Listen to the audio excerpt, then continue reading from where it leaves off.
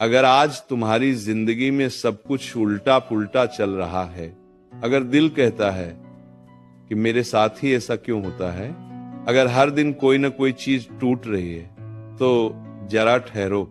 ये सत्संग पूरा सुनना, एक बहुत गहरी सच्चाई समझ लो। जो होता है वो अच्छे के लिए होता है। ये कोई दिलासा देने वाली लाइन नहीं है, ये जीवन का नियम है। सोचो, क्या तुम्हें सच में पता है कि कल क्या होने वाला है? नहीं। और जो भविष्य तुम देख नहीं सकते, उसे ईश्वर देख रहा है। आज तुम्हें जो कष्ट लग रहा है, वो असल में आने वाले सुख की तैयारी है। कभी ध्यान दिया है, जब बच्चा आग की ओर बढ़ता है, माँ उसे डांटती है, खींच लेती है। बच्चे को लगता है माँ बुरी है, लेकिन माँ जानती है अगर अभी नहीं रोका तो बच्चा जल जाएगा। ठीक वैसे ही ईश्वर भी तुम्हें कई चीजों से दूर करता है। कुछ लोगों को तुमसे अलग कर देता है, कुछ सपनों को तोड़ देता है, क्योंकि वो जानता है अगर ये सब मिल गया तो तुम अंदर से टूट जाओगे। कभी सोचा है, जिन लोगों के जाने से तुम रोए, क्या सच में वो तुम्हें शांति दे रहे थे या बस आदत बन चुके थे? अक्सर ईश्वर वही छीनता है जो भविष्य में जहर बन सकता है। एक राजा और उसके मंत्री की कथा तुमने सुनी होगी, जहां उंगली कटने से राजा की जान बच जाती है। उस दिन उंगली कटना अभिशाप लगा, लेकिन वही वरदान बन गया। जिंदगी में ज्यादातर चीजें पहले अभिशाप लगती हैं, बाद में वरदान बनती हैं, लेकिन हम बीच में हार मान लेते हैं। क्यों?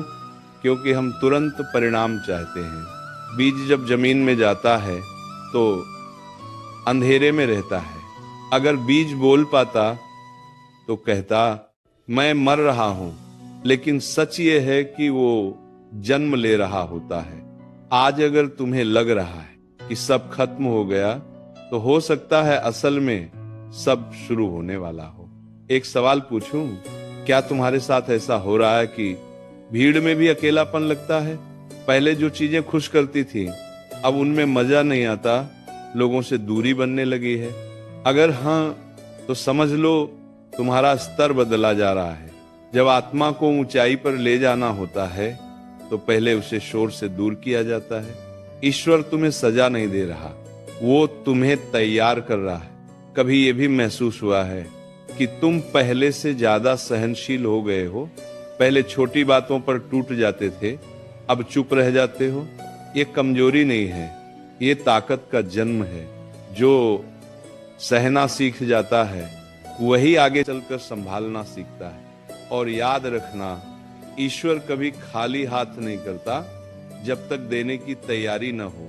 पहले वो हाथ खाली करता है, फिर उन्हें भरता है। कभी कभी रिश्ते टूटते हैं, कभी पैसे रुक जाते हैं, कभी रास्ते बंद हो जाते हैं, ताकि तुम्हारी नजर सिर्फ बाहर नहीं, अंदर भी जाए।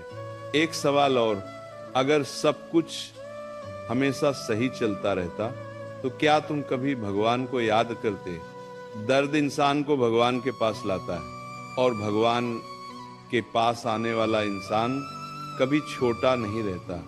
आज अगर तुम्हारा दिल भारी है, तो खुद से ये मत कहो मेरे साथ बुरा हो रहा है। खुद से कहो मेरे लिए कुछ बड़ा तैयार हो रहा है। क्योंकि जो ईश्वर पर भरोसा कर लेता है, उसकी कहानी कभी अधूरी नहीं रहती। ध्यान रखना, ईश्वर देर करता है, लेकिन अंधेर नहीं करता। आज तुम बीज हो, कल पौधा बनोगे, परसों वृक्ष, और एक दिन लोग तुम्हारी छांव में सुकून ढूंढेंगे। बस एक काम करो, जब कुछ बिगड़ता दिखे तो मन ही मन कहो, हे प्रभु, मुझे नहीं पता इसमें मेरा क्या भला है, लेकिन मुझे आप पर पूरा भरोसा है। और यही भरोसा तुम्हारा सबसे बड़ा कवच है। अंत में बस इतना याद रखना, जो चला गया वो जरूरी नहीं था, जो टूट गया वो कमजोर था, और जो बचा है वही असली है। तुम्हारा समय आ रहा है, धीरे आ रहा है, लेकिन स्थायी आ रहा है। इसलिए घबराओ मत, शांत रहो, भरोसा